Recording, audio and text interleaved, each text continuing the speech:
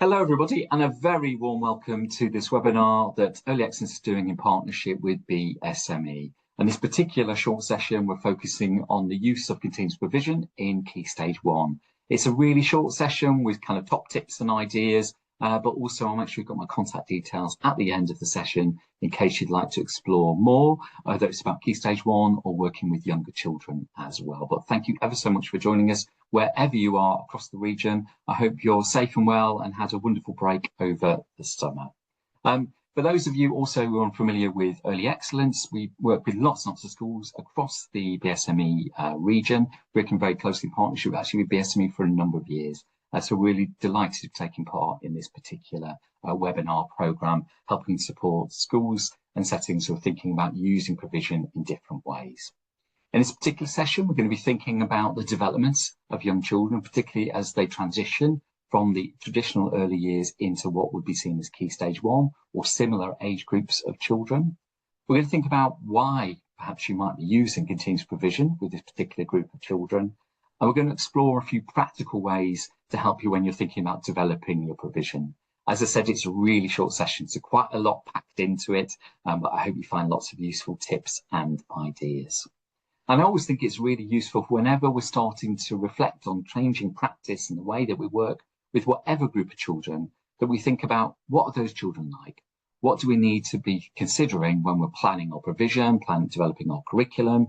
What are 5 to 7-year-old children like? So we're working in harmony with them, not working in conflict and contrast, I guess, in terms of what we know about young children. And there's a book that I can't recommend highly enough. It's called Moving On to Key Stage 1. It's written by Professor Julie Fisher.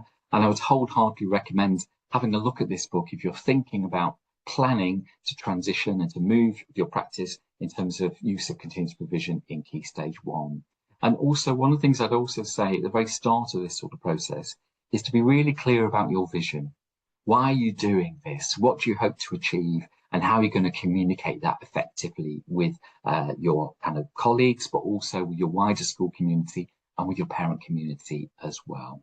And one of the things that Julie makes us really think about in this particular book is what are children in reception like when we think about children in year 1 and those sort of cognitive changes that perhaps we start to see once children get past beyond 6.5 years old into 7 years old, and really thinking them as part of a community of early childhood, rather than breaking them into kind of the rigid year groups and phases that we often do within education, thinking about early childhood education as a kind of stage in itself, really. So I recommend, if you haven't had a look at this book, it's a really, really good starting point. So when we think about this otherness of early childhood, we know there's some things that are really, really important supporting learning. And this applies to whether we're working with 3-year-olds, but also when working with 5 and 6-year-olds as well.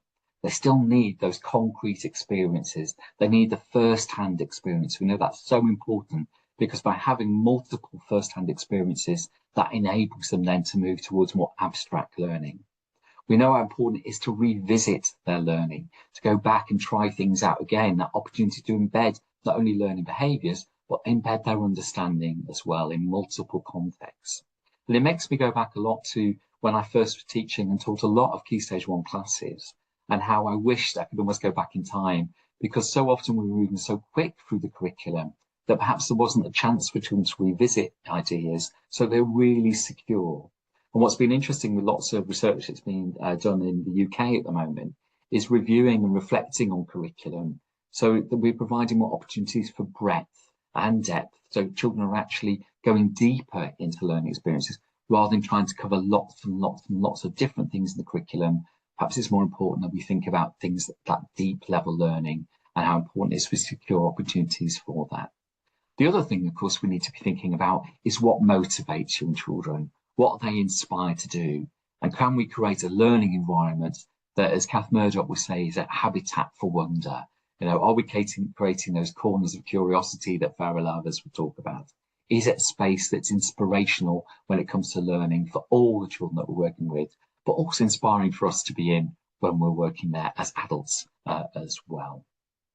Also, I think it's so important that we reflect on all that work that's been happening in the early years in terms of developing young learners and supporting them on that learning journey. All those things like independence and perseverance and so on. and how important it is that we continue to strengthen and support these.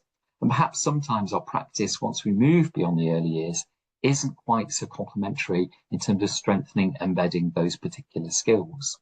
And these are often the things that people will talk about, how they want to develop their children right the way through the school, how they want them to be independent and confident, be really good at self-regulation, not just emotionally, but also planning their own activity, to be risk takers, good communicators, all these many things that often, of course, we see in school vision, but how often perhaps they're not necessarily reflected consistently across practice due to the way that we're working with our young children.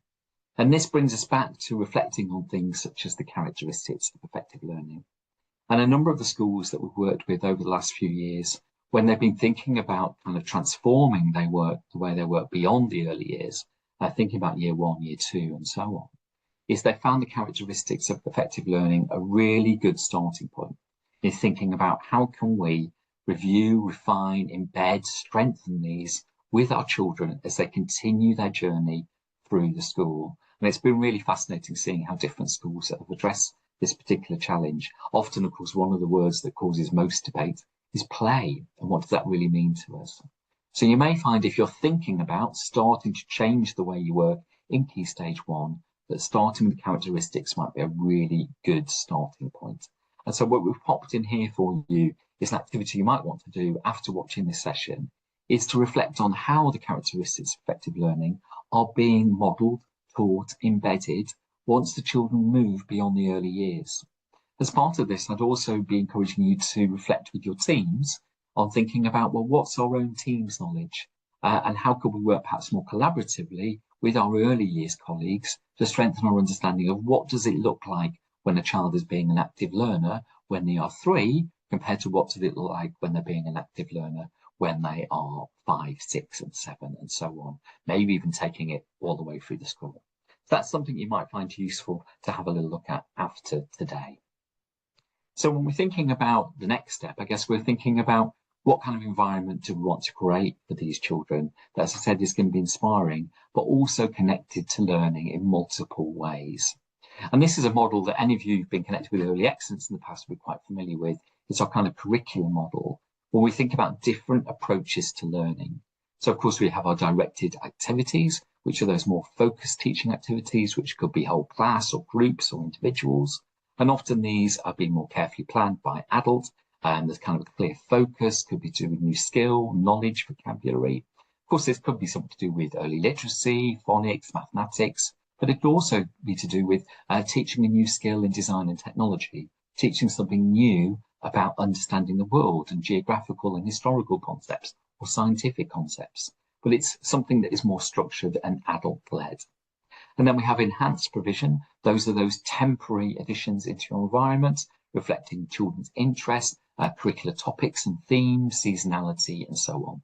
And these could be quite large kind of enhancements, such as going on a visit, a trip somewhere, or it could be a small enhancement as in enriching a particular area of provision to reflect this particular topic, theme, or interest that you're exploring with the children. Again, there's a level of planning that's gone behind these. And then we have continuous provision, which often, of course, sparks the greatest debate. And I think it's always important to keep going back to what do these definitions mean for you and your team? And as some of you might have accessed our continuous provision planning guides, they're quite a good, useful starting point to explore those conversations. But nevertheless, what I would recommend at this particular point, if you're watching the video, is to pause and to write down what you think continuous provision is, or if you're sharing this with your team, to get everybody to write down what they think it is. Imagine you've been put on the spot by a parent or a colleague, somebody in a different year group, and thinking, well, what is it? What do you really mean by it? So a good point to pause at this particular moment. So hopefully you've got a few ideas down. And here are the kind of core principles, I guess, about what continuous provision is. First of all, it has its own separate, quite well-defined space. So things for working in the water area or in the water area close by to it. Things for exploring kind of inquiry or in the inquiry zone. Blocks have their own space. Now, of course, children and like many adults, we have a tendency to move things around. We use things in different places, but they still have their home where they go back to. And we need to carefully think about why we define these spaces and how we use them to support our own teaching and learning, but also child-initiated activity as well. It's things that are there every day. And that's not to say that what's there in the beginning of the school year is exactly the same as what's there at the end. The structure is usually very similar. However, what you will do is enrich those resources over time to reflect the children's needs, but also to reflect your curriculum, to reflect children's interests. So you're gradually tweaking and enriching and always evaluating carefully, what am I going to put into the provision? Have I taught it? Will the children know how to use those resources effectively, independently? It's got things that are organised in a way that are accessible to the children. We'll talk a little bit about organising for learning in a moment as well. We have a tendency sometimes perhaps to have too much within provision, and we also need to carefully evaluate what we've got and why. And what I would encourage anybody to do when you're starting to think about using provision in Key Stage 1 is to very carefully evaluate the resources you've got and to audit them against what it is you're hoping the children are going to gain from those particular areas of provision, and how do they align with your teaching as well. You may find our audit tools helpful for that. And as I just alluded to, one of the key things is the resources in continuous provision should be things that children can use independently. Now that means they can use them obviously without an adult being there. They may use them more effectively, some added support, but at the minimum they should be able to use them on their own. Now, the ideal thing when you're working in Key Stage 1 is you can build upon the prior experience of the children. And this is where, when we've seen the best practice being developed in Key Stage 1 classrooms, is when there's been really close collaboration with Key Stage 1 and early years colleagues, really thinking about what is it the children are already have expertise in, how can we support them going forward with that and strengthen those skills, knowledge and understanding as they journey on through the rest of their primary education experience. So things are used independently, absolutely critical. What am I going to need to teach? Not only giving them agency, but also giving them the skills and expertise alongside. So some more kind of key questions, I guess, to ask yourself as part of this process is thinking about, well, what are your children going to enjoy doing? And how does your current environment allow children to develop their own activities, follow their own ideas, to have those kind of first-hand experiences? We talked about how important that is. Are they able to make independent choices about things like what would they like to write? What would they like to paint? What would they like to build? Who would they like to work with? And how are we supporting them with their choices? One of the things we've seen work particularly successful as kind of this strategy of using continuous provision with all children, but particularly when we start thinking with older children, is supporting them with planning their own learning. So as part of the day, is there a moment where children are either talking to another child or talking with an adult, or sometimes even recording what it is they would like to do that day, where they're going to be working, who they're going to be working with. So they've got that chance to kind of self-regulate their learning, to self-regulate their time, self-regulate their day. It's a skill that we all learn. It's not kind of a natural skill that many of us have. We have to learn, have it modeled to us. And that's where great teaching obviously will come into play. Let's think about the children in your classroom and how were they, I suppose, at the end of last year, and how would you hope them to be, so that they all kind of feel really comfortable in that space, particularly when we think about transition. And it's something that I think schools have been really reflecting on, is how can we smooth those kind of rough cliff edges of transition to make that journey feel much more seamless for our children. Are they able to make choices? We know how empowering that can be. How do they address things like challenges and solving problems, or they're waiting for us to guide them towards those? Are we seeing, again, those characteristics coming through in terms of creativity, imagination? It's one of the things that whenever we've worked with schools on projects of evolving and developing their Key Stage 1 practice, they will often talk about how they'll have noticed the children have got real creativity. They just love building, painting and model making in the early years. And they've capitalised that when they thought about developing provision beyond the early years for those children. It's kept that momentum going, and ultimately things that they're making absolutely amazing. And this again is where conversations with colleagues in the early years are going to be absolutely invaluable as part of the process. So briefly having a think about creating some areas of provision, One of the things that we often do with schools is help them support with their planning and layout and helping them think about their rooms slightly differently. You can see here where we would sometimes help a school think about using the middle of the room to create kind of zones of learning as well. Here's another example of where you might think about that kind of traditional carpet area you might have in your classroom. How can you maximize the use of that? And often we talk about how something like small construction works particularly well in that part of provision. Of the classroom rather, because those kind of resources can be used really well in that kind of carpet space and more easily tidied away rather than perhaps blocks and small world, which tend to spread. And also they might be part way through building some amazing structure that they don't really want to take apart for people then to go and sit down on the carpet for a kind of whole class experience. So thinking about spaces differently is really, really important. So is there enough space? We know is something to consider. And that can be a challenge sometimes in our classrooms. I think there's still a bit of a kind of historical legacy that often classrooms, once you get beyond the early years, perhaps aren't quite as large as some of the spaces, which is ironic, of course, given that the children themselves are often larger than children in the early years. So thinking about space is really, really important. Thinking about how that space and size of that space needs to be different to reflect the types of activities that may be taking place within it. As to what areas to include, this is a long list of kind of suggested ideas that we'll see occurring in early years and in Key Stage 1 classrooms. The key thing is to think about which areas are going to not only inspire and engage your children, but also areas that you can use as part of your teaching experiences as well. And thinking about, as I said, that kind of physical space you've got there, things like flooring and so on. We're going to explore a few of those key areas now. So let's look at developing some different zones. So this is actually a photograph from our old centre, actually up in Huddersfield. And you can visit a virtual tour actually on the Early Excellence website. If you can't find it, drop me a line. And you can see how spaces are being put together. So kind of workshop and art are being put together to create a sort of creative atelier kind of space, I suppose, almost there for the children. You can see an inquiry space is created linked to scientific exploration, topic, linked into particular themes the children might be exploring, or all as part of wider curricular coverage as well. And then you can see some examples there of the small construction.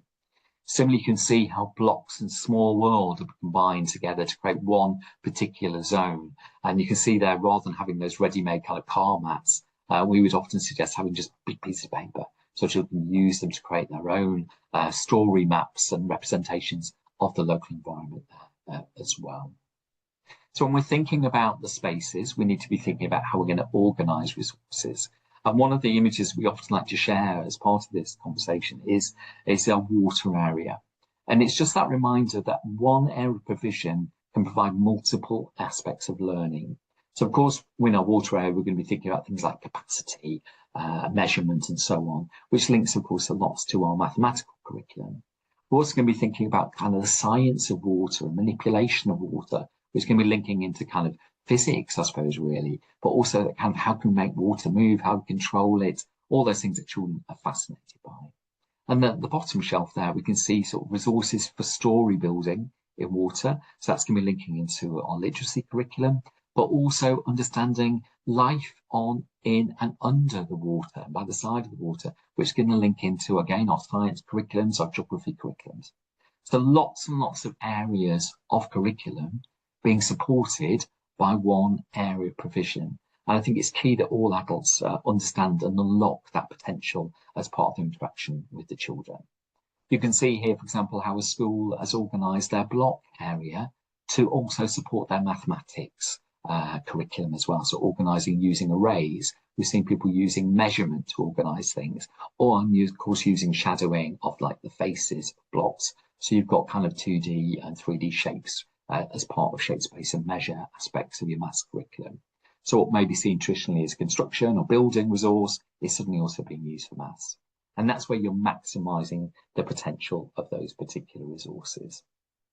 If we have a little quick think about resources, and I mentioned there about the blocks of small world, for me, this is probably one of the most powerful areas we see being developed in the Key Stage 1 environment. Sometimes even thinking of it as sort of story factory, where children are using the blocks to build the settings and other kind of materials alongside that, but then the animals, the people and so on are becoming the characters. And of course, you have the opportunity to enhance these areas linked into particular themes or topics you might be exploring. Within these spaces, of course, you will also have opportunities to discuss things like habitats of different animals, thinking about spaces around the world. And again, we need to be thinking about the resources we'll add in there to enrich that experience, with including photographs, books, maps, and so on. And resources from art making. This is a brilliant opportunity to think about how can we embed particular art making skills across the provision in a meaningful way. Resources for children to make labels and signs and so on are really useful to add into these spaces. Often also in Key Stage 1 environments, we'll see role play, and perhaps that movement to different forms of role play from perhaps traditional home corner. So we'll see things like cafes and shops and so on, sometimes things linked into things that children are exploring as part of the curriculum. What I'd always say is a good starting point is to try and keep that element of familiarity to begin with, so that children already understand the context. So if you're going to create a shop space, make it a shop that children initially know quite well. So already they've got some experience to draw on, and then of course you can use it to support your curriculum in lots and lots of different ways. In our writing areas, what we need to do is make sure that they are large enough for us to be teaching and modelling writing, and then adding in the resources over time to support the learning that's been taking place, but also providing resources that are inspiring and engaging for the children as well. And often what we'll see in kind of writing areas is opportunities for children to display their independent writing, almost something like a writing washing line. We've seen that work particularly well in children in Key Stage 1 classes as well. Mentioned about inquiry. So again, you're going to be adding in resources linked into scientific exploration and so on, and perhaps adding some prompts and some questions, maybe some enhancements, some temporary things you're adding in, the kind of, I wonder what this is kind of activity, a bit like a provocation, I suppose. But as with all the areas, just think carefully about how many you're going to have in at the beginning of the year, how you can add these in over time, carefully thinking about the modelling, the teaching, and the vocabulary that's related to these as well. But really can be a fantastic area for all the children to engage with as well. And as part of that, just keep evaluating what your core resources are, what you're going to have there all the time, and why you're going to have them. A really great audit to do, whatever your provision, whether it's early years or Key Stage 1, is to just regularly pick up items and go, do we all know what this is called? And do we all know why this is here? And just to be checking that everybody has that clear understanding, so that then they can use that knowledge as part of not only direct teaching and adult initiated activities, but most importantly, when they're working alongside children in child initiated activity as part of really effective interaction. So carefully evaluating resources is absolutely critical. In terms of enhancement, we mentioned that some of those enhancements may be to do with what you're covering as well as your curriculum, but also things that children are suddenly interested in.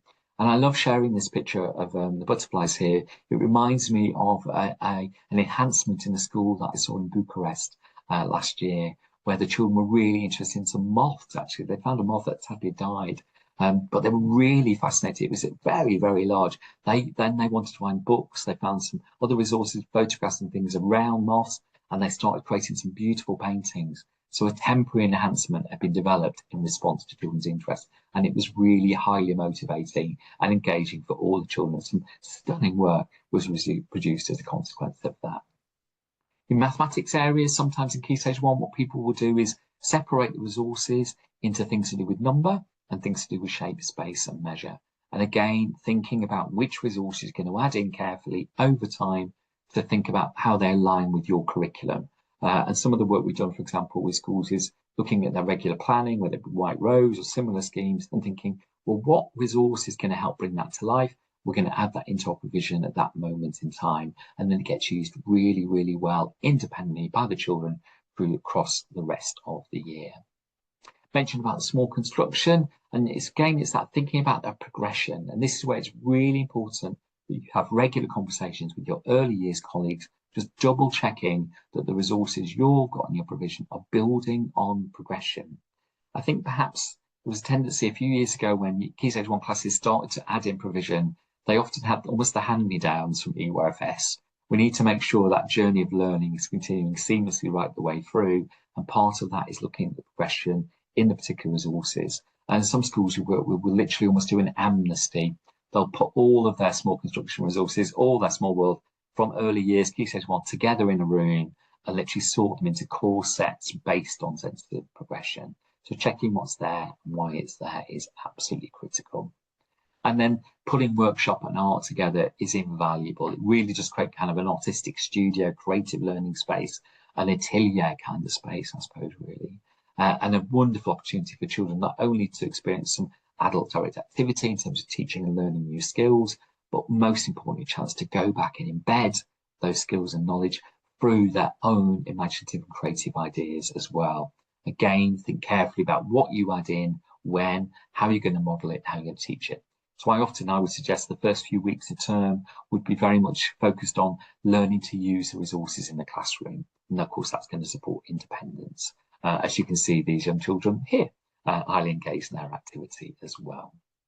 A few other things to consider when you're setting up is a space for children to put work in progress so they can return to it. We know this is really, really valuable, that chance to evaluate rather than thinking everything is finished straight away. That evaluation, improvement, developing, conversation, all these sorts of things requires a space for that setup. And of course, you can start to set kind of expectations around that, as in, to begin with, perhaps they have to put a label on it's got their name and gradually adding in a sentence and so on. And of course, we need to model that as part of our practice as well. And I mentioned about enhancement spaces. Sometimes people have a kind of a small enhancement zone, which children get used to and adults get used to the idea, this is where the new things are going. And sometimes, occasionally, Key Stage 1 classes, they'll do a bit of pre-teaching as part of that. So they'll put some resources in almost as an explore kind of temptation space, like let's have a little look at these before we even start the more formal learning about them. So it's already generating a buzz of excitement. So that might be something you might have to think about as well. So moving forward, I guess, and thinking about what could potentially be a really big change, I think the key thing is to really step back and think about why you are doing something. And this is where something like school leader reflection tools can be really helpful. Having a conversation with your early years colleagues, doing some research around other schools that are working in this way, listening to some podcasts, reading some blogs and so on, reading around. And we know those schools that have spent that time really thinking about the what and the why, they're the ones that have gone on to have a really successful journey. So, and I've put some examples there of different reflection tools for other aspects of practice you might find helpful as well. And there's a sense of what they look like. I'd also recommend listening to podcasts. We're a great fan of podcasts and video casts and things like that as well. So you can find lots of ones around starting continuous revision Key Stage 1. Of course, you'll see lots of things on social media. What I say is always look carefully, handle with care. Think about how does this reflect with our children, our curriculum, our community. And as I said, try and connect with other people who are working the same way. And we'd be delighted to support you with that. So last but not least, here's my contact details. Please do get in touch if there's anything else you'd like to find out about developing provision in Key Stage 1. As I said, that's a whistle-stop tour through some ideas to get you thinking about it. And I know some of you are well on that journey already. We'd be delighted to hear from you. If you'd like signposting towards particular resources or tools to support, again, do please let me know. Or perhaps to learn about some case studies of international schools that are also working in this way. But thank you ever so much for watching. Take care and hopefully catch up very, very soon. Bye-bye.